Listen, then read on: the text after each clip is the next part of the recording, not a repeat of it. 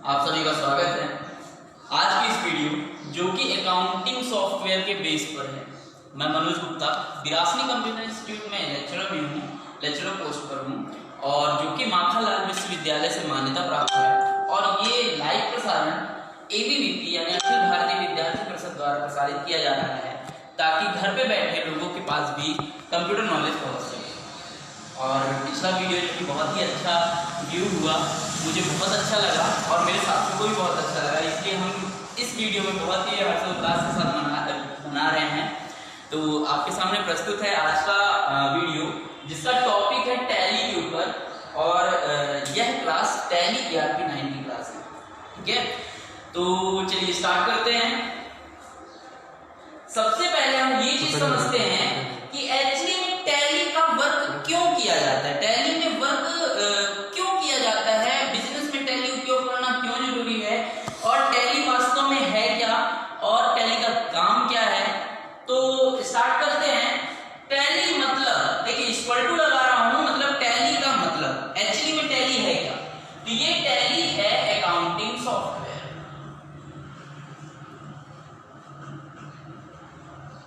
क्या है ये? Accounting software. आप एक बार और समझ लीजिए, tally ERP 9 is a software which is used for accounting. मतलब टैली जो सॉफ्टवेयर है वो किसके लिए यूज किया जाता है? अकाउंटिंग के लिए यूज किया जाता है। अब इन वीडियोस को हम इस क्लास के लिए इसलिए बना रहे हैं ताकि स्टूडेंट अकाउंटिंग क्लास को समझ सके। जो लोग कॉमर्स फील्ड से हैं उनके लिए अकाउंटिंग थोड़ा आसान हो जाती है समझना, बट जो लोग कॉमर्स फील्ड से नहीं हैं, जो लोग किसी और फील्ड से हैं, बायो फील्ड से हैं, किसी और फील्ड से, मैथमेटिक्स फील्ड से, तो उनके लिए कॉमर्स की लॉजिकल बातें समझ पाना थोड़ा सा कठिन होता है। ठीक है, तो इसीलिए ये अकाउंटिंग सॉफ्टवेयर की क्लासेस अलग से लगाई जाती हैं ताकि स्टूडेंट घर बैठे या फिर किसी कोचिंग सेंटर में जाके ये अकाउंटिंग की क्लासेस ले सके और बहुत ही आसानी से अकाउंटिंग सीख सके। एक चीज और मैं आपके माइंड में क्लियर कर दूं कि टैली ERP 9 जो सॉफ्टवेयर है वो चलाने में बहुत ज्यादा यूजर फ्रेंडली है। यूजर फ्रेंडली वर्ड का मतलब होता है कि चलाने में बहुत ज्यादा आसान है। वो आपको मौके देता है कि आप समझ सको, हिंट देता है ताकि आप उसको वर्क कर सको, शॉर्टकट्स की भी हिंट देता है ताकि आप आसानी से उस शॉर्टकट्स का यूज कर सको। ठीक है, तो चलिए स्टार्ट करते हैं टैली की क्लास को आगे। तो यहाँ आप समझ गए हैं, अब समझ में आ गया है कि tally ERP 9 is a software. किसका सॉफ्टवेयर है ये? Accounting software. ठीक है, तो अकाउंटिंग सॉफ्टवेयर क्लियर हो गया।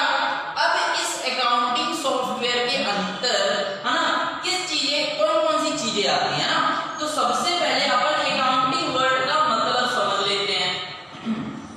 अब ये अकाउंटिंग वर्ड एक्चुअली में होता क्या?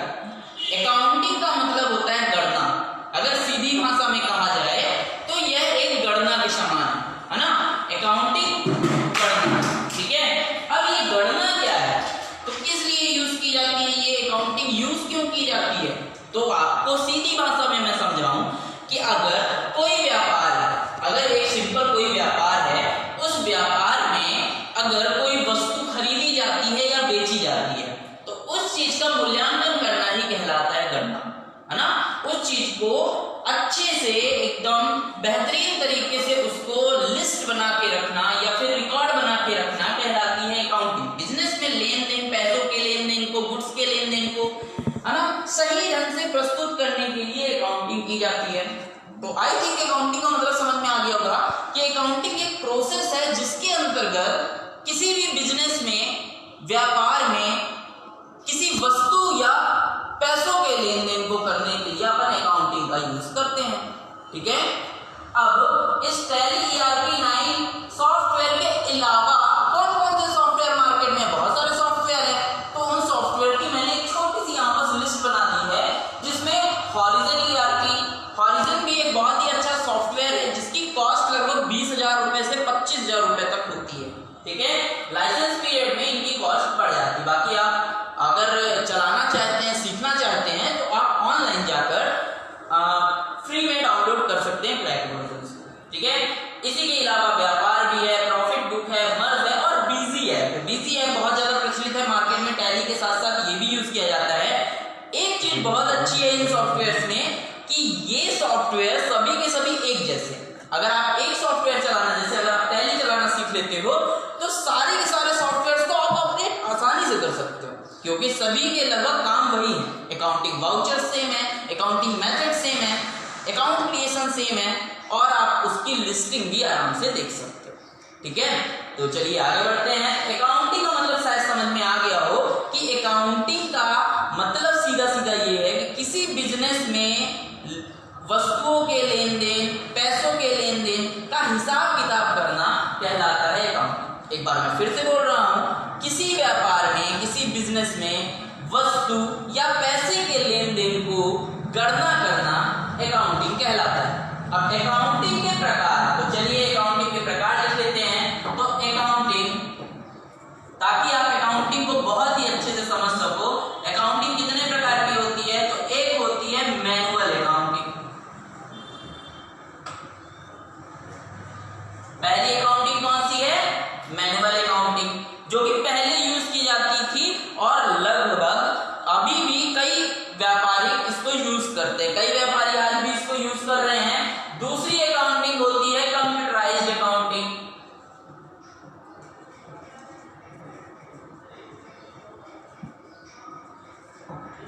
ठीक है, तो अकाउंटिंग का मतलब क्या होता है? किसी व्यापार में वस्तु या पैसों की लेन देन की गणना करना कहलाती है अकाउंटिंग। अकाउंटिंग कितने प्रकार की होती है? तो पहली होती है मैनुअल अकाउंटिंग, दूसरी होती है कंप्यूटराइज्ड अकाउंटिंग। देखो कितना आसान है समझना, पहली मैनुअल, दूसरी कंप्यूटराइज्ड। पहली मैनुअल और दूसरी कंप्यूटराइज्ड। अब मैनुअल अकाउंटिंग क्या है? तो मैनुअल अकाउंटिंग का दूसरा मतलब होता है रजिस्टर्ड अकाउंटिंग।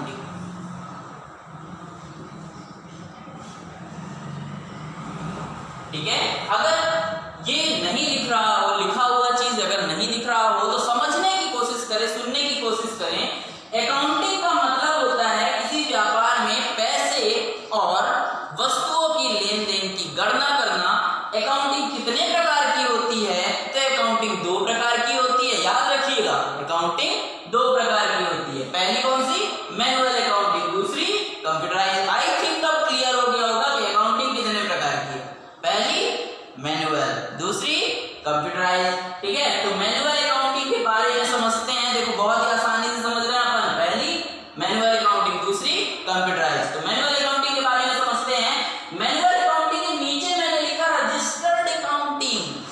आप इस वर्ड से ही समझ सकते हो, रजिस्टर। रजिस्टर मतलब आप अगर कहीं जाते हो, किसी दुकान में जाते हो या फिर किसी शॉप में जाते हो, किसी इंस्टीट्यूट या किसी कॉलेज या फिर किसी स्कूल में, तो आप आज भी देखते होंगे कि वो एक रजिस्टर रखते हैं और आने वालों का इंक्वायरी रजिस्टर बना देते हैं। ध्यान दीजिएगा, इंक्वायरी रजिस्टर मतलब उसमें सिर्फ इंक्वायरी वाले लोगों का ही नाम लिखेंगे। समझ रहे हैं? परचेस रजिस्टर मतलब जो लोगों को उन्होंने खरीदा है, जिनसे उन्होंने खरीदा है सामान, उनका लिखेंगे, है ना। सेल्स रजिस्टर मतलब उन्होंने जिसको सामान बेचा है उनकी। समझ रहे हैं? तो एक साइड से सभी प्रकार के रजिस्टर्स को रखना होता है ना। अब ये रजिस्टर्ड अकाउंटिंग या मैनुअल अकाउंटिंग थोड़ा सा लेंदी हो जाती है। लेंदी क्यों बोल रहा हूं मैं? इसको समझने की कोशिश करना, क्योंकि इसमें रिस्क होता है। ठीक है, समय ज्यादा लगता है। ठीक है, और भी इसमें कई सारे लॉसेस हैं, उसको मैं एक साइड से बताता हूं। जैसे मान लीजिए रजिस्टर्ड अकाउंटिंग है, बहुत ही इंपॉर्टेंट डेटा रखा हुआ है, किसी कारणवश अगर वो रजिस्टर गुम जाता है, ठीक है, किसी कारणवश अगर वो रजिस्टर गुम जाता है तो लॉस हो जाएगा ना बिजनेस में। क्योंकि अगर एक भी आपकी एंट्री लॉस होती है तो वहां पास आपका बिजनेस में कुछ ना कुछ पैसे यहां वहां हो जाएंगे, अकाउंटिंग गड़बड़ा जाएगी, क्योंकि आपका वो रजिस्टर मिल नहीं रहा है और सामने वो बंदा खड़ा है। समझ रहे हैं? और क्या है? तो मान लो अगर जैसे रजिस्टर्ड अकाउंटिंग, अगर मान लो किसी ने उसको मिटा दिया या फिर रेस कर दिया या फिर फाड़ दिया, है ना, तो वहां पास भी आपके लॉस हो जाते हैं। ठीक है, तो रजिस्टर्ड अकाउंटिंग में समय कैसे लगता है? अब कोई आता है, इंक्वायरी रजिस्टर में समय लगता है, ढूंढने में टाइम लगता है। ठीक है, और भी बहुत सारे हैं। ठीक है, लेकिन ये अच्छा है, आज भी यूज कर रहे हैं लोग बाग, क्योंकि ये सरल है। जिन लोगों को कंप्यूटर की नॉलेज नहीं है उन लोगों के लिए बहुत अच्छा है। क्योंकि उनको सिर्फ कॉपी और पेन चाहिए, वो अपनी एंट्री को अच्छी जगह रख सकते हैं, सलामत रख सकते हैं और तुरंत लिख सकते हैं। ठीक है, बहुत यूज भी आता है, बट इसके कुछ निगेटिव पॉइंट्स हैं, है ना। तो आगे बढ़ते हैं। तो मैनुअल अकाउंटिंग आई थिंक समझ में आ गई होगी कि मैनुअल अकाउंटिंग यानी बोल के या लिख के करने वाली अकाउंटिंग कहलाती है मैनुअल अकाउंटिंग। इसका एक और लॉस भी है जो मेरे माइंड में कब से आ रहा है ना, कि ये कैलकुलेशन भी थोड़ा स्लो करती है। जैसे मान लीजिए 10-15 एंट्री एक साथ कैलकुलेट करनी है तो वहां पर थोड़ा सा प्रॉब्लम होती है। प्रॉब्लम क्या होती है कि अगर मान लो 10-20 एंट्री जोड़नी है एक साथ, अब जिसका माइंड तुरंत काम कर रहा है, कैलकुलेटर में हाथ चल रहा है, तो उसने तुरंत कर दिया। लेकिन अगर जिसका हाथ स्लो है, गणित भी स्लो है, तो वहां पर प्रॉब्लम हो जाती है ना। तो आई थिंक समझ में आ रहा होगा कि मैनुअल अकाउंटिंग से कंप्यूटर अकाउंटिंग को क्यों अच्छा माना जाता है ना। तो चलिए, manual accounting clear. Manual accounting क्या होती है? रजिस्टर्ड में की जाने वाली एंट्रीज कहलाती है मैनुअल अकाउंटिंग। अब आते हैं हम कंप्यूटर अकाउंटिंग के अंदर, कंप्यूटराइज्ड अकाउंटिंग। कंप्यूटराइज्ड अकाउंटिंग का मतलब है कंप्यूटर के अंदर की जाने वाली एंट्रीज, कंप्यूटर के अंदर की जाने वाली एंट्रीज। आई थिंक समझ में आ रहा होगा। अकाउंटिंग पहला हो गया मैनुअल, दूसरा हो गया कंप्यूटर। अब मैनुअल तो आपको समझ में आ गया, कंप्यूटराइज्ड अकाउंटिंग को समझना है तो कंप्यूटराइज्ड वर्ड से ही पता चल रहा है कि कंप्यूटराइज्ड मतलब कंप्यूटर के द्वारा की जाने वाली अकाउंटिंग कहलाती है कंप्यूटराइज्ड अकाउंटिंग। मैनुअल अकाउंटिंग या रजिस्टर्ड अकाउंटिंग रजिस्टर्स के द्वारा या बोलचाल के द्वारा या लिख कर की जाने वाली एंट्री कहलाती है मैनुअल अकाउंटिंग। समझ में आ रहा होगा, है ना। तो यहाँ स्टार्ट करते हैं अपन कंप्यूटराइज्ड अकाउंटिंग को। कंप्यूटराइज्ड अकाउंटिंग कंप्यूटर के द्वारा की जाने वाली अकाउंटिंग कहलाती है कंप्यूटराइज्ड अकाउंटिंग। अब इसमें आप कई सारे सॉफ्टवेयर्स ले सकते हो, जैसे बीजी ऐप हो गया, प्रॉफिट बुक ऐप हो गया, है ना।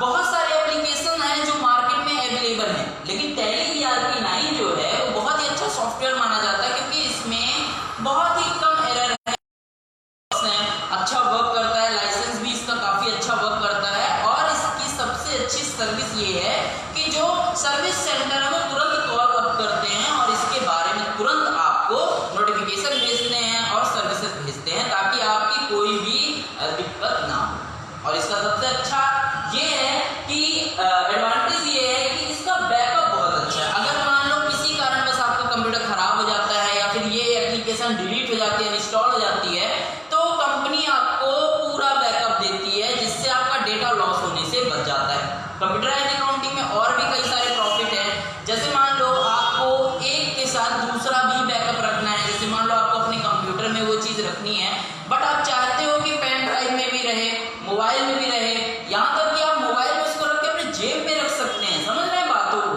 है ना। तो ये एक कंप्यूटराइज्ड अकाउंटिंग का फायदा है ना। इसमें लॉस होने का खतरा कम होता है, हाँ, कैलकुलेशन तेज होता है, मतलब समझ रहे होंगे कि इसके कई सारे फायदे हैं, है ना। बट इसको सीखने के लिए सबसे पहले कंप्यूटर का आना बहुत जरूरी है। दैट्स व्हाई कंप्यूटर क्लासेस इसके लिए ज्वाइन करना पड़ता है। हम यही कोशिश कर रहे हैं कि जो व्यक्ति कंप्यूटर फील्ड या कॉमर्स फील्ड से नहीं है वो इन क्लासेस के सहायता से आराम से कंप्यूटर अकाउंटिंग को सीख सके, यानी टैली ERP9 को सीख सके। तो आई थिंक समझ में आ गया होगा कि अकाउंटिंग क्या है। तो एक बार फिर से, अकाउंटिंग मतलब किसी भी प्रकार के व्यापार में किसी भी वस्तु, किसी भी पैसे के लेन देन को, है ना, गणना करना अकाउंटिंग कहलाता है। अकाउंटिंग के दो प्रकार हैं। पहला प्रकार होता है मैनुअल अकाउंटिंग, दूसरा प्रकार होता है कंप्यूटराइज्ड अकाउंटिंग। मैनुअल अकाउंटिंग मतलब बोलचाल या फिर रजिस्टर के द्वारा जो एंट्रीज की जाती है, जो अकाउंटिंग की जाती है, उसे मैनुअल अकाउंटिंग कहते हैं। और दूसरा होता है कंप्यूटराइज्ड अकाउंटिंग। कंप्यूटराइज्ड अकाउंटिंग का मतलब कंप्यूटर के द्वारा जो एंट्रीज या अकाउंटिंग की जाती है उन्हें कंप्यूटराइज्ड अकाउंटिंग कहते हैं। क्लियर, आगे बढ़े। तो चलिए, अब अपन कंप्यूटराइज्ड अकाउंटिंग के अंदर समझ चुके हैं कि टैली ERP9 के साथ साथ हॉरिज़न, व्यापार, प्रॉफिट बुक, मर्ज और बिजी ऐप जैसे एप्लीकेशंस हैं। ठीक है, हम टैली ERP9 को इसलिए यूज करते हैं क्योंकि इसका इंटरफेस अच्छा है और ये यूजर फ्रेंडली है, मतलब लोगों को इसको चलाने में दिक्कत नहीं होती है, काफी आराम से चला लेते, काफी जल्दी सीख जाते हैं। इसीलिए हम टैली ERP9 को ही रखते हैं। माखनलाल यूनिवर्सिटी भी जानती है इस बात को, इसीलिए वो अपने कोर्स के अंदर भी टैली ERP9 सब्जेक्ट को ही रखती है। क्लियर, है ना। अब टैली ERP9 सॉफ्टवेयर आया कब से स्टार्ट हो, क्योंकि ये हमारी पहली क्लास है, हम डायरेक्ट अकाउंटिंग को नहीं सीख सकते, है ना। डायरेक्ट हम एप्लीकेशन के अंदर जाके आपके वर्क नहीं कर सकते हैं, और इसको सीखने के लिए सबसे पहले कुछ चीजें क्लियर होना बहुत जरूरी है। जैसे कि व्यापार एक्चुअली में होता क्या, कितने प्रकार के होते हैं, है ना। दिक्कत ना, कुछ क्वेश्चंस हैं जो जिनके आंसर पता होकर भी नहीं पता होता, ठीक है। संपत्ति क्या है, पूंजी क्या है, एसेट्स क्या है, इनकम क्या है, लॉस क्या है। तो आज हम इन्हीं बातों को क्लियर करते हैं। और सबसे पहले इस टैली ERP 9 को समझाने से भी पहले मैं आपको एक नंबर, जो कि मेरा हमेशा रहता है, ठीक है। तो एक नंबर है, नंबर क्या है, 6635 669, ठीक है। क्या है नंबर, 6635 और 669। क्या है नंबर, 6635 और 669। इस नंबर को याद कर लीजिए, जनरेशन आपको कभी नहीं भूलेगा। समझ में आई बात, इस नंबर को याद कर लीजिए, कभी जनरेशन नहीं भूलेगा। नंबर क्या है, 6635 669, 6635 669। अब कैसे, तो चलिए स्टार्ट करते हैं। सबसे पहला तो यहाँ पर 6635 669 यही नंबर है। इसी नंबर को याद करना था, 6635 669। देखो कितनी आसानी से याद हो सकता है ना। अब नेक्स्ट इसके आगे सन लगाते हैं, तो 1946 ERP 9, यानी जब टैली सिर्फ टैली था, ERP 9 नहीं था, ठीक है। तब वो 1986 में लॉन्च हुआ था, टैली का सबसे पहला वर्जन, ठीक है। इसी तरह 1986 से 1996 को सन बढ़ते जा रहे हैं, ठीक है। अब 1900 पूरा तो 2000।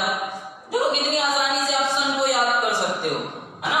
1986, 1996, 2000, फिर 2005, फिर 2006, फिर 2006, फिर 2009। समझ गए कितनी आसानी से आप जनरेशन को याद कर सकते हो, है ना।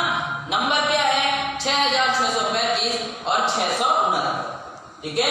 अब नेक्स्ट, अब इनके आगे क्या, तो 4.5 जो कि टैली का सबसे पहला वर्जन था। जो जैसे आप देखते हैं एंड्रॉइड में भी वर्जन है, विंडोज में भी वर्जन है, उसी प्रकार टैली के भी कुछ वर्जन थे। जैसे 4.5 जो आया था वो 1986 में आया था, 5.4 जो आया था वो 1996 में आया था। देखो उल्टा हो रहा है, 6.3 देखो बढ़ते क्रम में, है ना। कब आया था, 2003 में आया था। 7.1 कब आया था, 2005 में आया था। देखो बढ़ते जा रहा है धीरे धीरे, है ना। 8.1 कब आया था, 2006 में आया था। लेकिन 2006 में उसमें कुछ और इंप्लीमेंट किया गया, कुछ और उसमें प्रॉपर्टी जोड़ी गई, फीचर्स जोड़े गए, है ना। उसकी वजह से उसे 9.0 नाम दिया गया। और 2006 में यह 6 महीने 7 महीने के अंदर में ही नया ऐप डेवलप कर दिया गया, अपडेट दे दिया गया, और उस अपडेट का नाम टैली 9.0 रखा गया, ठीक है। अब इसी तरह टैली 9.1 जिसे हम ERP कहते हैं, वो कब आया, 2009। अब इनमें फीचर्स क्या इंक्लूड हुए, तो जरा से फीचर इंक्लूड। जैसे सबसे पहले टैली में क्या था, तो अकाउंटिंग का काम किया जाता था, है ना। उसके बाद उसमें इन्वेंट्री भी जोड़ी गई, इन्वेंट्री के साथ साथ फिर गुड्स इम्प्लीमेंटेशन, फिर वैट लाया गया, है ना। अब ये वैट क्या है, तो वैल्यू एडेड टैक्स। इन सभी चीजों की नॉलेज मैं आपको धीरे धीरे देता रहूंगा, है ना। फिर उसके बाद 2009 वाले में GST नहीं था, फिर उसको GST इनेबल किया गया नया अपडेट लेके, लेकिन उसका नाम टैली ERP 9 ही रखा गया, ठीक है। तो आई थिंक आपको जनरेशन समझ में आ गया होगा। धीरे धीरे मैं आपको ये वैट क्या है, CST क्या है, GST क्या है ना, ये सभी मैं क्लियर करते रहूंगा। तो अभी यहाँ पास आप आगे बढ़िए, है ना। तो ये जनरेशन है, तो जनरेशन का नंबर 6635 669। इस नंबर को याद रखिए, ये बहुत काम का नंबर है। आप ऐसे वे में उसको सेट कर सकते हो। अगर आप लोगों को इसको नोट डाउन करना है तो आप लिख सकते हो, है ना। अगर वीडियो आगे बढ़ती जा रही है तो आप बाद में इस वीडियो को ओपन करके ये नंबर वापस निकाल सकते हो, ठीक है। तो आगे बढ़ते हैं। अभी आपको क्या क्या बताया गया, तो एक बार मैं आपके माइंड में प्रीसेट कर देता हूं। टैली ERP 9 जो कि क्या है, वो एक अकाउंटिंग सॉफ्टवेयर है। क्लियर। अकाउंटिंग का मतलब क्या होता है, गणना करना। किसी व्यापार में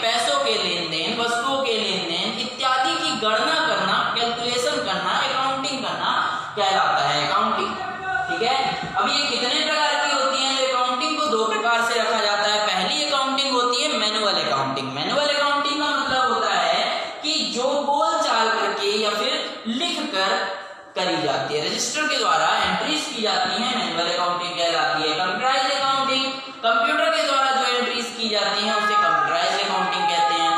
आई थिंक क्लियर हो गया होगा। आपको लॉसेस भी बताए गए, कुछ एडवांटेज भी बताए गए, डिसएडवांटेज भी बताए गए, है ना। तो आप उन वीडियोस को फिर से प्रीव्यू कर लीजिए, है ना, फिर से देख लीजिएगा, तो आपको फिर से एक बार वो चीजें क्लियर हो जाएंगी, है ना। नेक्स्ट जनरेशन के लिए आपको क्या बताया गया? टैली ईआरपी 9 के साथ साथ हॉरिजन, व्यापार, प्रॉफिट बुक, मर्ज और भी है, और भी कई सारे ऐप हैं, है ना। लेकिन मैंने कुछ ही मेन ऐप को जिनको बिजनेस में सबसे ज्यादा यूज किया जाता है उनके नाम यहाँ पास लिखे थे, ठीक है। नेक्स्ट इसका जनरेशन, तो जनरेशन 6, 6, 3, 5, 6, 6, 9 ये नंबर है, आप इसको नोट डाउन कर लीजिए। इससे आप इजीली ये वाला बना सकते हैं टॉपिक, है ना। नेक्स्ट अब आगे बढ़ते हैं। तो टैली ईआरपी 9 यूज क्यों किया जाता है? कोई भी अकाउंटिंग सॉफ्टवेयर यूज क्यों किया जाता है? तो चलिए आगे की बातें करते हैं, क्यों यूज होता है, कैसे यूज होता है और इसमें क्या क्या मेन होता है ना। तो टैली यूज किया जाता है पहला तो बिजनेस,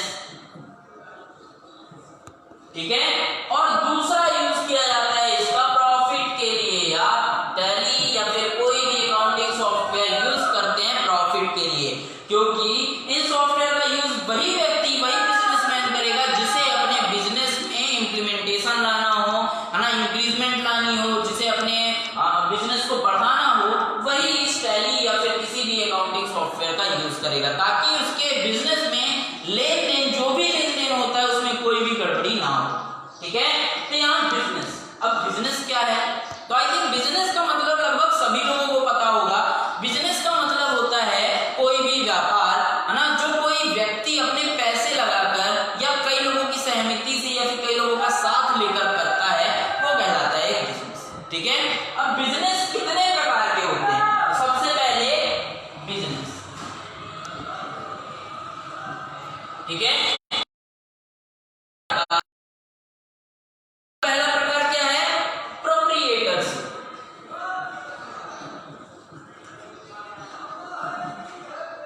प्रोप्रिएटरशिप यानी एकांकी व्यापार, समझना इस चीज को। एकांकी व्यापार, एकांकी व्यापार का मतलब होता है जिसे अकेले स्टार्ट किया जाता हो। जैसे आप लोगों के भी पिताजी या फिर चाचा या फिर कोई भी फैमिली मेंबर्स को देख लीजिए, उन्होंने अपना खुद का एम्पायर खड़ा किया होगा, कोई बिजनेस स्टार्ट किया होगा, है ना, और उसको अकेले मतलब अपने दम से पैसे लगाए, है ना, अपने अस्तित्व को रखकर वहां पास उसको खड़ा किया, आगे बढ़ाया, आज वो बिजनेस चरम सीमा पर होगा, है ना। तो आप समझ सकते हैं एकांकी व्यापार का मतलब क्या, जिसे केवल एक ही व्यक्ति पैसे लगाकर स्टार्ट करता है। याद रखिएगा बिजनेस में पैसे बहुत जरूरी होते हैं, है ना। तो प्रोप्रिएटरशिप। नेक्स्ट क्या है? नेक्स्ट है आपका पार्टनरशिप, जिसे अपन कहते हैं साझेदारी व्यापार। आई थिंक राइटिंग थोड़ा सा दिक्कत कर रही होगी लाइटिंग की वजह से, बट समझने की कोशिश करिए। बिजनेस, बिजनेस के पार्ट, तो पहला पार्ट है आपका प्रोप्रिएटरशिप, जिसे एकांकी व्यापार कहते हैं। दूसरा होता है व्यापार का प्रकार पार्टनरशिप यानी साझेदारी का व्यापार, और तीसरा होता है कंपनी, मतलब कई सारे लोग,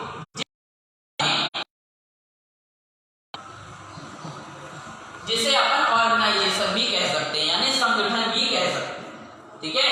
तो बिजनेस, बिजनेस के प्रकार, पहला प्रोप्रिएटर यानी एकांकी, दूसरा पार्टनरशिप यानी साझेदारी का व्यापार, तीसरा कंपनी यानी कोई भी ऑर्गेनाइजेशन या संस्था या फिर कोई कंपनी जिसके अंदर कई सारे लोग पैसा भी लगाते हैं, इन्वेस्टमेंट्स भी करते हैं, शेयर होल्डर्स भी होते हैं, मैनेजमेंट भी करते हैं। तो आप समझ सकते हो कई सारे लोग मिलकर जब किसी व्यापार को करते हैं तो वो आपका कहलाता है कंपनी। आई थिंक बहुत सारी बातें हो चुकी हैं, तो आप इन बातों को ध्यान रखिए।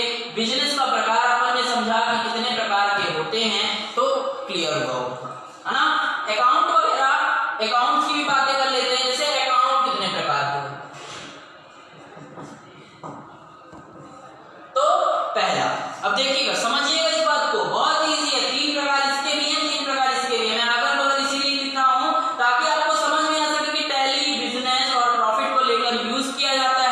ठीक है। उसके बगल में दिया हुआ है बिजनेस, हम बिजनेस को लेकर यूज किया जाता है तो कैसे यूज करेंगे? बिजनेस तीन प्रकार के होते हैं, पहला प्रोप्रिएटरशिप, पार्टनरशिप और कंपनी। अकाउंट के बारे में समझते हैं। सबसे पहला अकाउंट होता है पर्सनल अकाउंट। अब ये क्या है ना, तो पर्सनल नाम से ही पता चल रहा है कि स्वयं के यूज के लिए जो व्यापार किए जाते हैं, है ना, जो अकाउंट्स होते हैं वो कहलाते हैं पर्सनल अकाउंट। अब जैसे मान लो खुद का अकाउंट कोई बनाना, जैसे कैपिटल अकाउंट हो गया, राम अकाउंट हो गया, श्याम अकाउंट हो गया, मतलब कोई व्यक्तित्व जिसमें एक व्यक्तित्व आता है वो कहलाता है आपका पर्सनल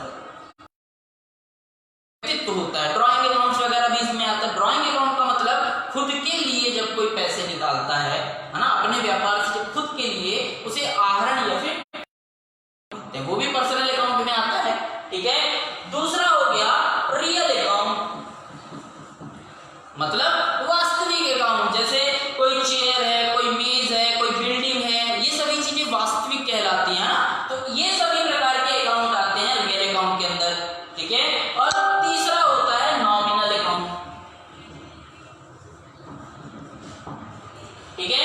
नॉमिनल अकाउंट हो गया कि जो लॉस या फिर प्रॉफिट से रिलेटेड अकाउंट्स होते हैं, जैसे कमीशन अकाउंट हो गया, प्रॉफिट, बिजली बिल का अकाउंट जैसे इलेक्ट्रिसिटी बिल अकाउंट, वो हो गया लॉस पर, है ना। मतलब ये सभी क्या है, नॉमिनल अकाउंट्स कहलाते हैं। नॉमिनल अकाउंट मतलब जिनमें घाटे या फिर लाभ का वर्णन होता है, वो सभी अकाउंट्स कहलाते हैं नॉमिनल।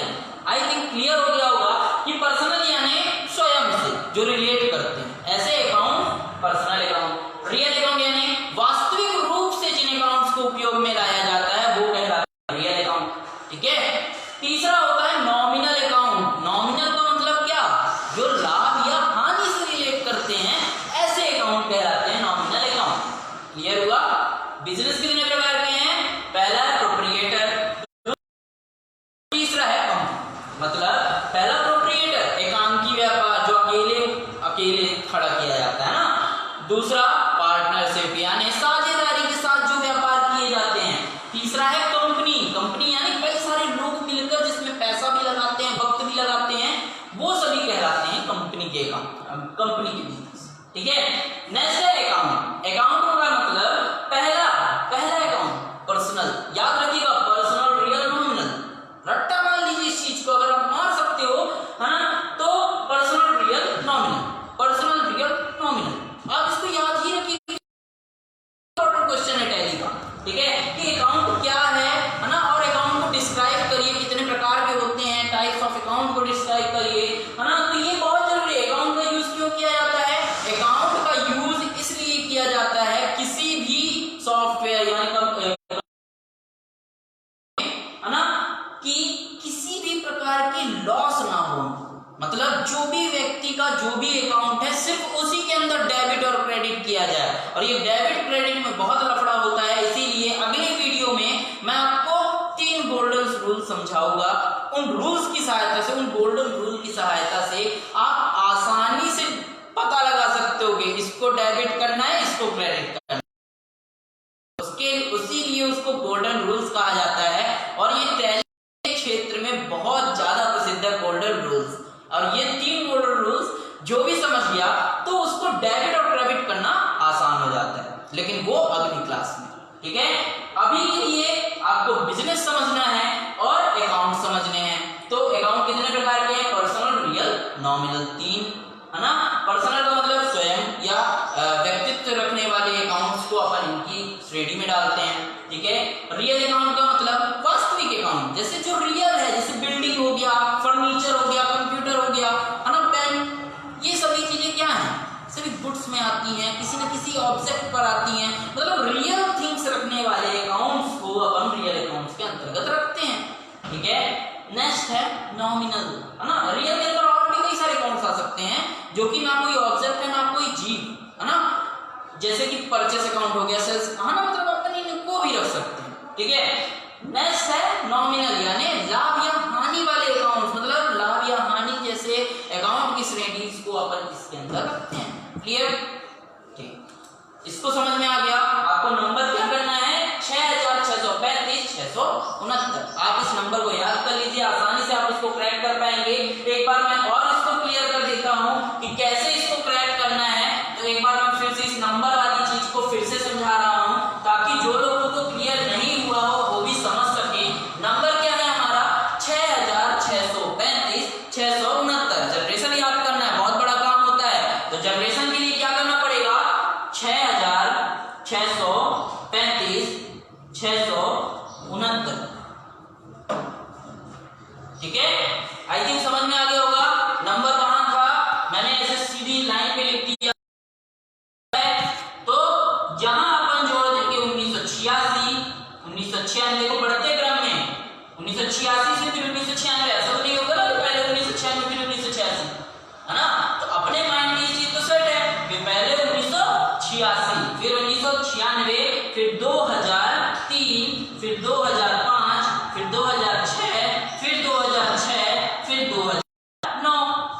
ठीक है, दिख रहा है क्या? 2006 के बाद 2009, है ना।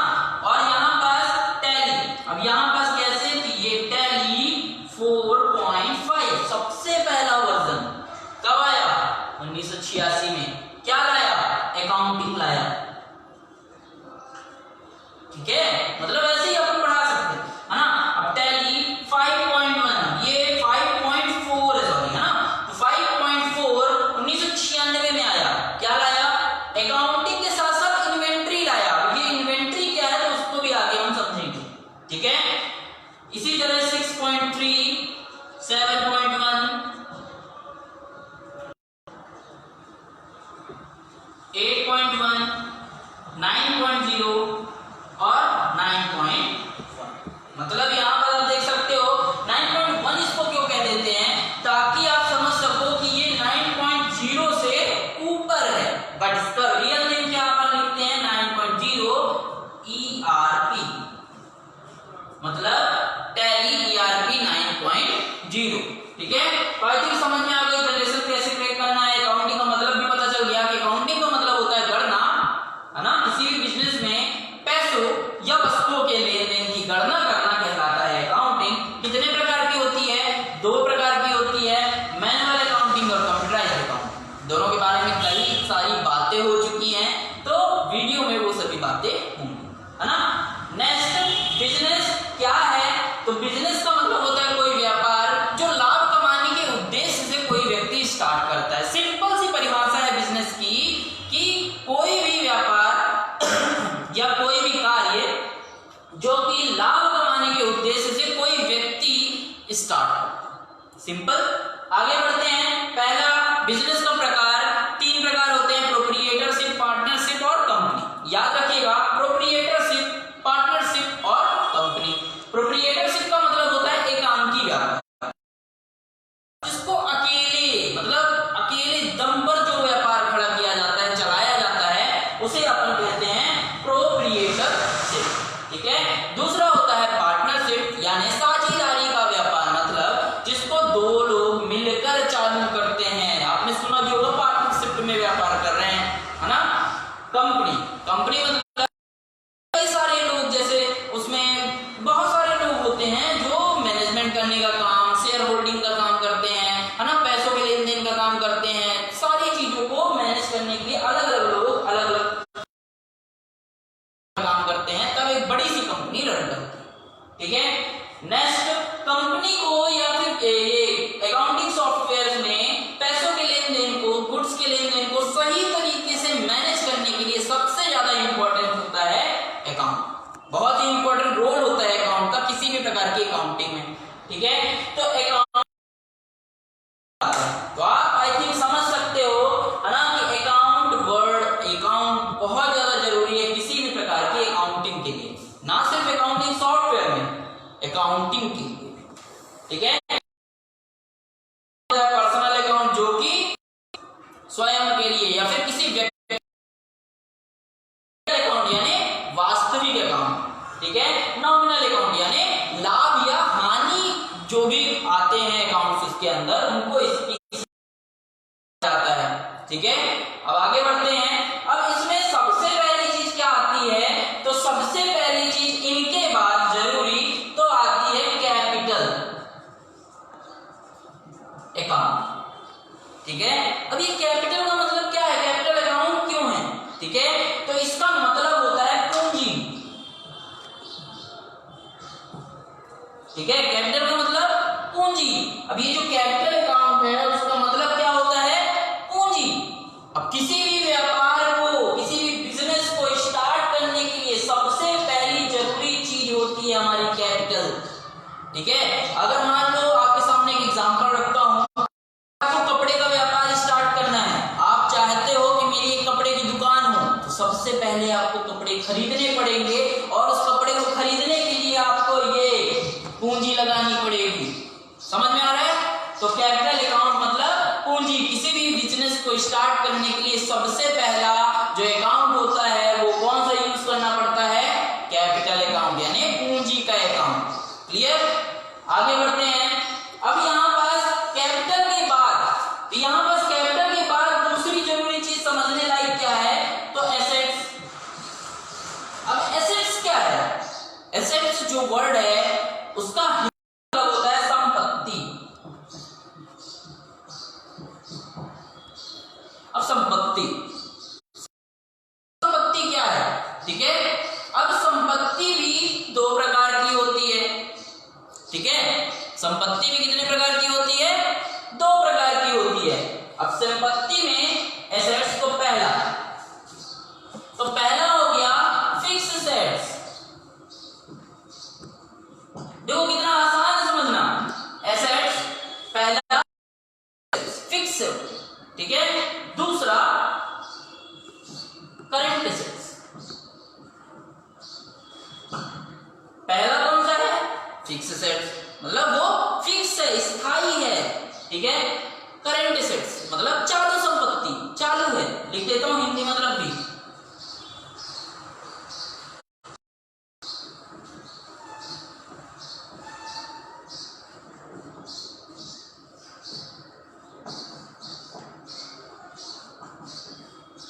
ठीक है, अब इसको समझ लेते हैं। समझना क्या है, एसेट्स यानी संपत्ति। एसेट्स का मतलब संपत्ति, ठीक है। कितने प्रकार की होती है, तो किसी भी बिजनेस में दो प्रकार की संपत्ति होती है। कैसे, पहली हो गई फिक्स एसेट्स यानी स्थायी संपत्ति, दूसरी होती है करंट एसेट्स मतलब चालू संपत्ति, ठीक है। अब फिक्स एसेट्स और करंट एसेट्स का मतलब क्या है, बिजनेस से अपन क्या करते हैं, व्यापार करते हैं, है ना। कोई भी बिजनेस है, आप उसमें काम करेंगे तो जाहिर सी बात है संपत्ति आएगी, ठीक है।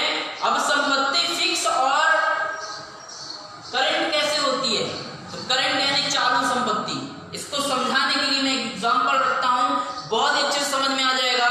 एग्जांपल क्या है कि मान लो आपकी शॉप है और शॉप है आपकी मान लो कंप्यूटर्स, ठीक है। कंप्यूटर क्लासेस है ना, तो कंप्यूटर्स, ठीक, तो कंप्यूटर क्लास। अब यहां पर फिक्स एसेट्स क्या है, तो मान लो आपकी इलेक्ट्रॉनिक की शॉप है या फिर कंप्यूटर शॉप है, कंप्यूटर सेंटर टाइप से है ना, तो उसमें जो आपके फर्नीचर है, बिल्डिंग है, फैन लगा हुआ है, बल्ब लगा हुआ है, फैन, कूलर, है ना, मेज, चेयर, ये जो संपत्ति है ना, ये संपत्ति आपकी एसेट्स है, फिक्स एसेट्स है, ठीक है। फिक्स कैसे हुआ, क्योंकि अगर ये बेंच रखी हुई है, जो मेरा सामने काउंटर रखा हुआ है, उसे मैं तुरंत नहीं बेच सकता, ठीक है। उसको बेचने में समय भी लगेगा और हो सकता है कि कोई खरीदे भी ना, ठीक है। तो फिक्स एसेट्स का मतलब क्या हुआ, ऐसी संपत्ति जिन्हें बेचने में समय लगता है या फिर वो संपत्ति फिक्स होती है, उन्हें यहाँ पर बेच भी नहीं सकते। जैसे फैन लगा हुआ है, वो हमारी फिक्स एसेट्स है, हमारी संपत्ति है, बट कैसी, फिक्स, स्थायी संपत्ति, उसे हम बेच नहीं सकते। अब करंट एसेट्स क्या, तो उसी शॉप में अभी अपन ने किसकी बात की, दरवाजे की, खिड़की की, बल्ब की, फैन की, है ना, बेंच की, चेयर्स की, ये सभी चीजें कहलाती हैं fix assets. Building fix assets, ठीक है, याद रखिएगा, बिल्डिंग भी फिक्स एसेट्स। अब करंट एसेट्स क्या, कंप्यूटर की शॉप है ना, जो कंप्यूटर खरीदे हैं, माउस खरीदे हैं, वीजीए केबल्स हैं, सारी जो भी आपके पास ऑप्टिकल्स हैं, है ना, जो भी आपके सामान है, डिवाइसेस हैं, ठीक है, वो सभी जो अपन बेचने के लिए खरीद रहे हैं, ध्यान दीजिएगा, बेचने के लिए खरीद रहे हैं, है ना, वो संपत्ति संपत्ति आपकी कहलाती है करंट एसेट्स। एक बार और बताता हूँ, फिक्स एसेट्स मतलब जो स्थायी संपत्ति है, जिसे हम बेचना नहीं चाहते, जिसे हम अपने उपयोग के लिए खरीद रहे हैं, वो संपत्ति कहलाती है फिक्स एसेट्स। जैसे आपकी चेयर हो गई, फैन हो गया, बल्ब हो गया, है ना, बिल्डिंग आपकी, ये सभी क्या कहलाती हैं? फिक्स एसेट्स कहलाती हैं, जिन्हें हम तुरंत कैश में कन्वर्ट नहीं कर सकते। याद रखिए, ये बहुत अच्छी परिभाषा भी है ना, कि फिक्स एसेट्स का मतलब ऐसी संपत्तियां जिसे हम तुरंत कैश में कन्वर्ट नहीं कर सकते हैं, वो कहलाती हैं फिक्स एसेट्स। दूसरी कहला गई करंट एसेट्स। करंट एसेट्स का मतलब होता है ऐसी संपत्ति जो हम लाभ कमाने के उद्देश्य से खरीदते हैं और तुरंत अपने व्यापार में उसको बेच देते हैं। जैसे मान लो आपने कंप्यूटर्स खरीदे, माउस खरीदी, डीजे केबल, है ना, बहुत सारी चीजें आपकी डिवाइसेस में आती हैं, है ना, उनको आप खरीदते हो बेचने के लिए, तो वो आपकी चालू संपत्ति या फिर करंट एसेट्स कहलाती है। समझ में आया? आगे बढ़ते हैं। अब यहाँ पास आते हैं अपन नेक्स्ट टॉपिक में हमारे, जो कि है सेल। ठीक है, अब सेल क्या है ना, तो सेल वो बैटरी वाला सेल नहीं, सेल का मतलब सेल्स। सेल्स मतलब सेल्स अकाउंट यानी बेचना, सेल्स अकाउंट यानी बेचना। ठीक है, अब ये सेल जो होता है ना, मतलब सेल, ये भी दो प्रकार से होता है। कैसे? तो पहला प्रकार है आपका डेबिट सेल और दूसरा प्रकार है आपका क्रेडिट सेल। अब ये डेबिट क्रेडिट क्या है? ठीक है, डेबिट क्रेडिट क्या है ना, तो डेबिट का मतलब होता है जब कोई आपको पैसे देता है ना, जब कोई आपको पैसे देता है। देखो समझना, सेल का मतलब होता है बेचना। अभी तक हम ये जानते थे सेल मतलब बेचना, लेकिन उसके आगे भी तो है ना, उसके आगे क्या है? सेल। सेल के दो प्रकार होते हैं, पहला होता है डेबिट सेल, दूसरा होता है क्रेडिट सेल। अब डेबिट सेल का मतलब क्या, तो ध्यान दीजिएगा इस बात को, डेबिट वर्ड जुड़ा ना, मतलब पैसे मिल चुके हैं। समझ गए? मतलब अगर मुझसे ये मार्कर कोई खरीदे, ये जो मार्कर मैंने हाथ में रखा है, अगर मुझसे ये कोई खरीदे तो इसकी कीमत है 25 रुपए, तो मुझे वो जब तक 25 रुपए देगा, है ना, जैसे ही 25 रुपए देगा वैसे ही मैं ये पेन इसको दूंगा। मतलब नगद बेचना कहलाता है डेबिट सेल। क्लियर हो गया? नगद बेचना, नगद मतलब उसने पैसे दिए, मैंने सामान दिया, नगद बेचा, तो नगद बेचना कहलाता है डेबिट सेल। क्लियर? अब इसको और कुछ तो बताने की जरूरत ही नहीं। मान लो एक और एग्जांपल ले लेते हैं, हमारी कंप्यूटर्स की दुकान थी ना, तो चलो ठीक है, एक कंप्यूटर है जिसकी कॉस्ट है 25,000 रुपए। मैंने वो 25,000 रुपए का कंप्यूटर जैसे ही मुझे पैसे मिले, पूरे पैसे मिल गए या फिर EMI पे खरीदा, है ना, तो क्या होता है कि अगर मान लो उसने मुझे तुरंत पैसे दे दिए, ठीक है, तो मैंने उसे डेबिट सेल की, मतलब पैसे लेकर सामान बेचा, मतलब डेबिट सेल किया।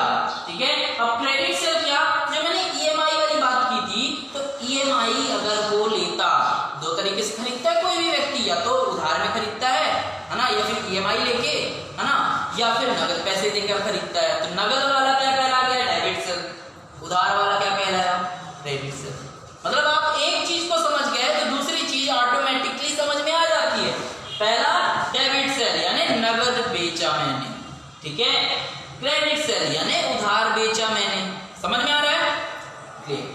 अब इसी के आगे और क्या है ना, तो एक और वर्ड अपन यूज करते हैं अक्सर, परचेज। परचेज यानी खरीदना, ठीक है, परचेज, परचेज यानी खरीदना। सेल का मतलब बेचना। सेल के दो पार्ट हुए, कौन कौन से? डेबिट सेल, क्रेडिट सेल, यही हुए ना। परचेज के भी दो पार्ट होते हैं सेम, पहला डेबिट सेल, एक डेबिट परचेज, और दूसरा क्रेडिट परचेज। ठीक है, तो डेबिट परचेज। अब डेबिट परचेज का मतलब क्या, अगर मान लो आपकी कंप्यूटर की दुकान है ना, एक ही एग्जांपल लेके चल रहे हैं, ठीक है, तो पहला कौन सा है? Debit purchase. मतलब हमारी कंप्यूटर की दुकान है, वही 25,000 रुपए किया, अब मुझे और खरीदने हैं, तो अगर मैं नकद पैसे देकर खरीदता हूं तो वो कहलाता है डेबिट परचेस। ठीक है, अगर मैं उधार खरीदता हूं तो क्या कहलाएगा, क्रेडिट परचेस। समझ में आ रहा है? तो ये होते हैं टॉपिक्स, है ना। सेल्स, सेल्स यानी आपका बेचना, सामान जो भी आप बेचते हो वो, है ना। पहला हो गया डेबिट सेल यानी नगद बेच रहे हो, क्रेडिट सेल यानी उधार बेच रहे हो। देखो समझ गए होगे अभी तक में, तो पक्का समझ में आ गया होगा। ठीक है, परचेस खरीदना मतलब डेबिट परचेस यानी नगद खरीद रहे हो, क्रेडिट परचेस यानी उधार खरीद रहे हो। क्लियर? अब यहीं पास सेल्स के साथ एक और चीज होती है, दो चीज तो हमने समझ ली, एक और चीज क्या, तो एक चीज और है कि सेल्स रिटर्न, ध्यान दीजिएगा, सेल्स रिटर्न। ठीक है, अब ये जो सेल्स रिटर्न है ना, इसे अपन हिंदी में कहेंगे विक्रय वापसी, है ना। लेकिन जो सेल्स रिटर्न है उसका मतलब क्या?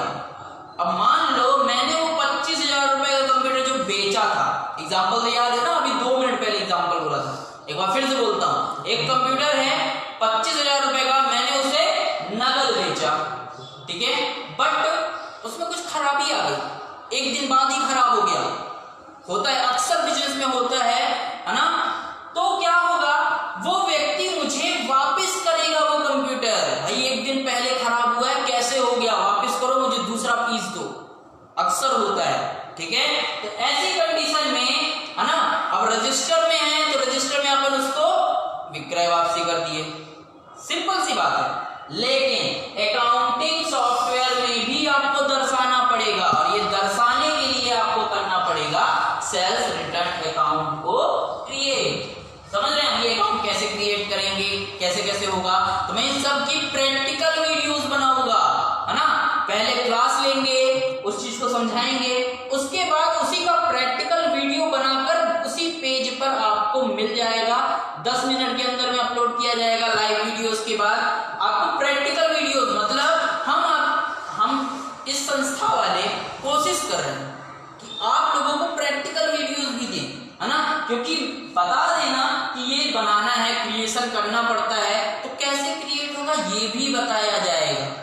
कुछ दिनों का वेट करें, क्लासेस आगे बढ़ने दें, जरूर बताया जाएगा। ठीक है, प्रैक्टिकल वीडियो जरूर दिए जाएंगे।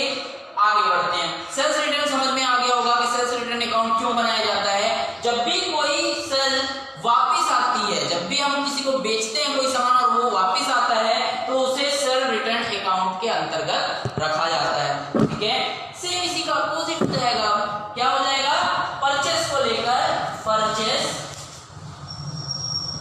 रिटर्न मतलब क्रय वापसी। अब ये क्या है, तो परचेस, जिस प्रकार सेल मतलब बेचा हुआ माल जब अपन वापस लेते हैं तो उसे कहते हैं सेल्स रिटर्न। ठीक है, खरीदा हुआ माल जब अपन वापस करते हैं तो उसे कहते हैं परचेस रिटर्न। आई थिंक समझ में आ गया होगा, तो एक बार फिर से मैं दोहरा देता हूं, उसके बाद इसको क्लीन करते हैं थोड़ा, है ना। तो आज आपको क्या क्या बताया गया, तो फर्स्ट टॉपिक आपको बताया गया टैली ईआरपी 9 वाक्य में है क्या, यह एक अकाउंटिंग सॉफ्टवेयर है, ध्यान दीजिएगा, टैली ईआरपी 9 अकाउंटिंग सॉफ्टवेयर है। दूसरा टॉपिक आपको क्या बताया गया कि अकाउंटिंग क्या होती है ना। अब अकाउंटिंग सॉफ्टवेयर है तो अपन ने सॉफ्टवेयर को अलग कर दिया, भाई नहीं चाहिए सॉफ्टवेयर, अपन को सिर्फ क्या चाहिए, अकाउंटिंग समझना है कि अकाउंटिंग है क्या, तब ना हम अकाउंटिंग सॉफ्टवेयर चलाएंगे। तो अकाउंटिंग कितने प्रकार की होती है, तो पहला प्रकार आपको बताया गया मैनुअल अकाउंटिंग, दूसरा प्रकार बताया गया आपको कंप्यूटराइज्ड अकाउंटिंग। मैनुअल अकाउंटिंग का मतलब मैं फिर से रिवाइज कर रहा हूं, ध्यान दीजिएगा, है ना। मैनुअल अकाउंटिंग का मतलब होता है रजिस्टर्ड अकाउंटिंग, मतलब बोलचाल करके या फिर लिख कर जब कोई अकाउंटिंग की जाती है तो वो अकाउंटिंग कहलाती है मैनुअल अकाउंटिंग या फिर रजिस्टर्ड अकाउंटिंग। कंप्यूटराइज्ड अकाउंटिंग, नाम से ही पता चल रहा है कंप्यूटराइज्ड अकाउंटिंग, मतलब कंप्यूटर के द्वारा जो अकाउंटिंग की जाती है वो अकाउंटिंग कहलाती है कंप्यूटराइज्ड अकाउंटिंग। क्लियर? तीसरा टॉपिक आपको समझाया गया जनरेशन का। ठीक है, जनरेशन का टॉपिक समझाया गया। जनरेशन में क्या है कि आपको एक नंबर बताया गया, नंबर है आपका 6635 और 669। ये नंबर जब आप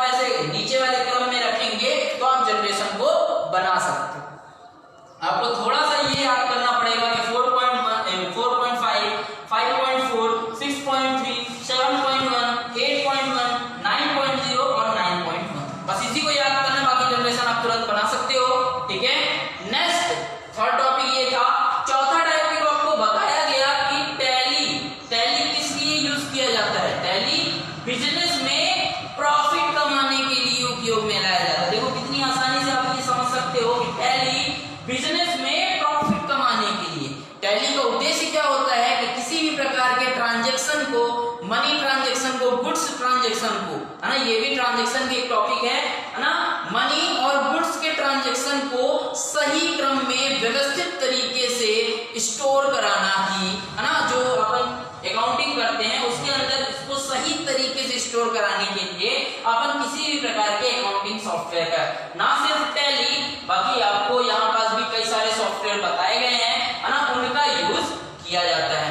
नेक्स्ट टॉपिक आपको क्या बताया गया, पांचवा टॉपिक कि बिजनेस क्या होता है।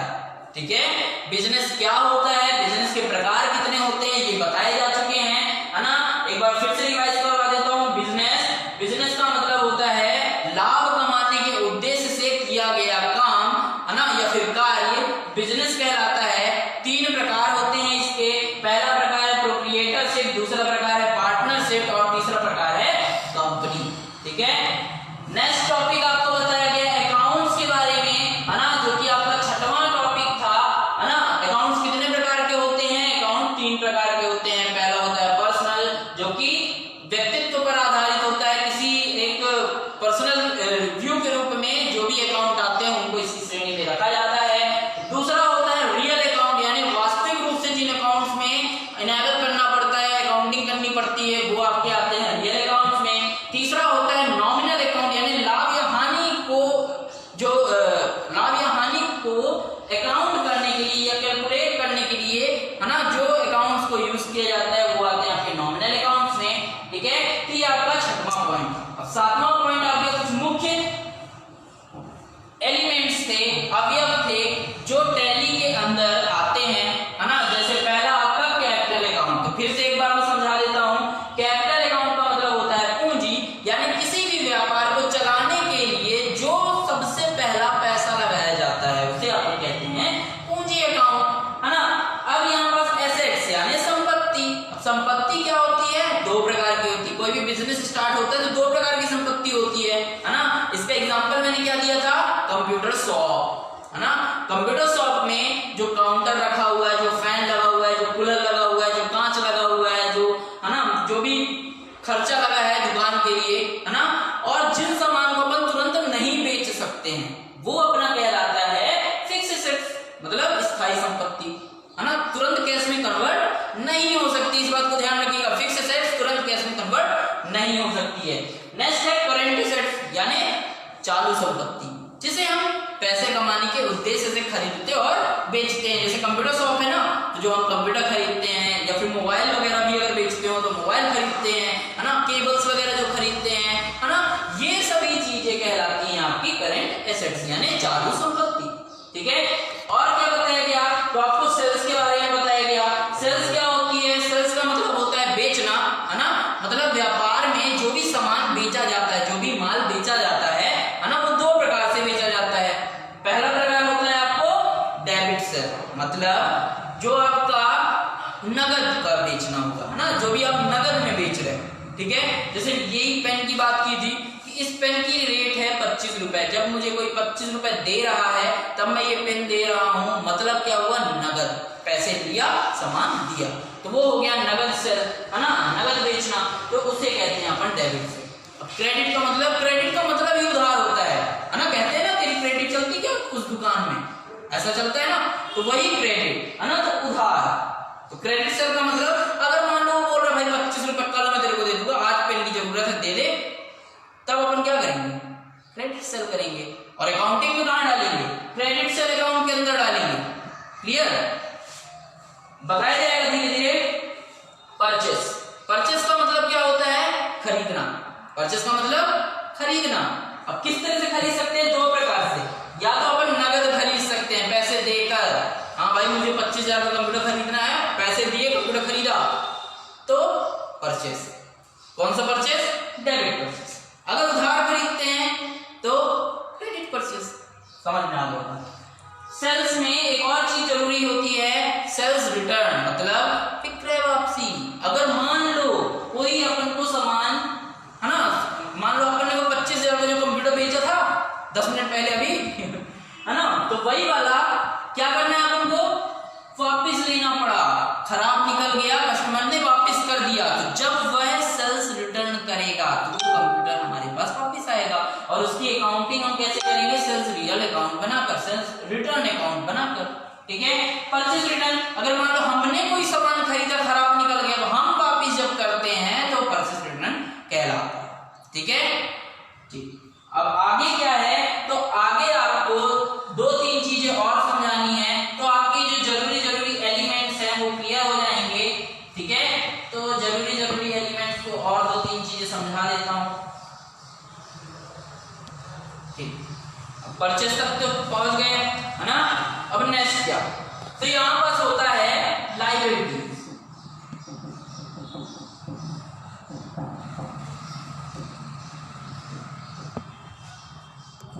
इसका हिंदी मतलब होता है दायित्व, लायबिलिटी का मतलब होता है दायित्व, ठीक है।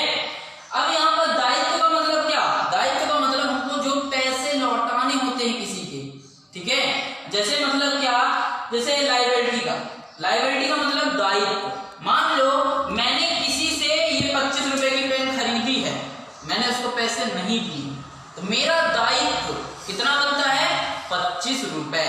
जब अपन को खुद के लिए अकाउंटिंग सॉफ्टवेयर्स में जब अपन को खुद के लिए कोई अमाउंट लिखनी होती है कि हाँ मुझे उसका इतना पैसा लौटाना है, मेरा इतना दायित्व है ना, तो हम उसे लायबिलिटीज के अंदर रखते हैं, ठीक है। आगे बढ़ते हैं, नेक्स्ट है आपका इनकम। सभी लोग समझते हैं इनकम का मतलब क्या, आय, ठीक है। अब आय के बारे में लिख देते हैं, ठीक है। इनकम का मतलब क्या, आय, है ना। अब आय क्या है, तो आय का मतलब इनकम सोर्स, मतलब जो अपन ने कंप्यूटर बेचा था ना, उससे जो पैसे आ रहे हैं, समझना उस बात को, जो पैसे आ रहे हैं, है ना, वो क्या कहलाती है, वो इनकम कहलाती है। जो भी पैसे आए, हमको जो पैसे मिले, वो कहलाती है इनकम। अब ये 2 प्रकार की होती है, समझना इस बात को। इनकम तो हुई कितने प्रकार की, 2 प्रकार की। कैसे, तो पहली इनकम हो गई डायरेक्ट इनकम, पहली इनकम कौन सी हुई, डायरेक्ट इनकम, ठीक है। दूसरी इनकम कौन सी हुई, इनडायरेक्ट इनकम। पहली इनकम कौन सी, डायरेक्ट इनकम, दूसरी इनकम कौन सी हुई, इनडायरेक्ट इनकम। अब ये डायरेक्ट इनकम क्या है, इनडायरेक्ट इनकम क्या है, डायरेक्ट इनकम का मतलब वो जो कंप्यूटर खरीदा था, ठीक है, मतलब जो बेचा था हमने, है ना, जो बेचा हमने वो तुरंत हमको जो पैसे मिले, ठीक है, वो हमारी डायरेक्ट इनकम, मतलब सामान बेचा पैसा मिला, डायरेक्ट इनकम। सामान बेचा पैसा मिला, किसी भी बिजनेस में, चाहे वो कपड़े का व्यापार हो, चाहे किराने का व्यापार हो, या जनरल स्टोर का व्यापार हो, या कंप्यूटर शॉप हो, या इलेक्ट्रॉनिक शॉप हो, अगर हमने कोई सामान बेचा और हमें तुरंत उसका पैसा मिला, वो कहलाता है डायरेक्ट इनकम, ठीक है, डायरेक्ट इनकम। दूसरा होता है इनडायरेक्ट इनकम। इनडायरेक्ट का मतलब क्या, जो अदर वे से पैसे आते हैं। जैसे मान लो वो कंप्यूटर 25,000 का था, किसी और व्यक्ति की वजह से वो 27 में बिक गया, 2,000 रुपए एक्स्ट्रा इनकम हो गई, है ना। तो वो जो इनकम होती है वो कहलाती है आपकी इनडायरेक्ट इनकम। अगर मान लो कोई कमीशन वाला पैसा आ गया, है ना, जिसमें आपको कुछ नहीं करना पड़ा, तो वो कमीशन वाला पैसा कहला जाता है इनडायरेक्ट इनकम। समझ में आ गया होगा डायरेक्ट इनकम और इनडायरेक्ट इनकम, है ना। एंड एक्सपेंसेस है लास्ट टॉपिक आज का, एक्सपेंसेस, है ना। तो इनकम के बाद आता है एक्सपेंस। अब ये एक्सपेंस क्या है, एक्सपेंस का मतलब होता है खर्चा, ठीक है। एक्सपेंस का मतलब क्या, खर्चा, जो खर्च होता है, ठीक है। अब यहां पास खर्चे भी 2 प्रकार के हैं, वही खर्चे इनडायरेक्ट, पहले डायरेक्ट लिख देते हैं ताकि समझना आसान हो, डायरेक्ट, और दूसरा होता है इनडायरेक्ट एक्सपेंस। एक्सपेंस मतलब खर्चा।